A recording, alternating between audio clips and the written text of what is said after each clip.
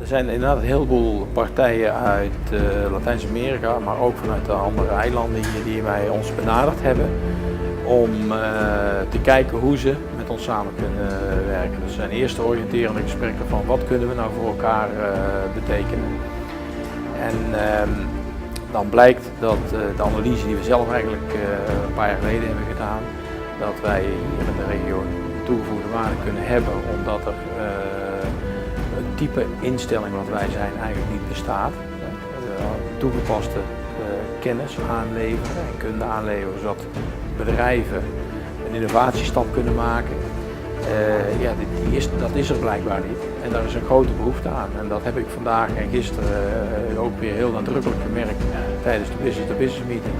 Ik heb met twee bedrijven uit Colombia heel concrete afspraken gemaakt om verder te praten. Ik ga in juni naar Colombia om met hen verder te praten, onder andere. Eén bedrijf is bezig met drinkwatervoorziening in kleine afgelegen gebieden en willen onze kennis daarbij inzetten hoe ze dat het beste aan kunnen pakken.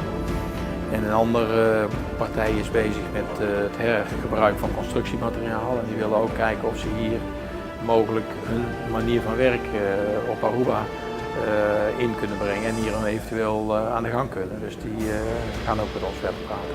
Maar dit zijn slechts twee voorbeelden, want verder wil de Dominicaanse Republiek wil ons graag op bezoek hebben om een energiescan uit te voeren. Hetzelfde geldt voor Cuba.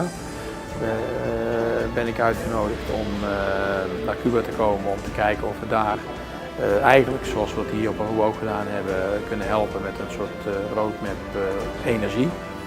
Dus zo zijn er een heleboel partijen die ons benaderen om te kijken of ze gebruik kunnen maken van onze faciliteiten.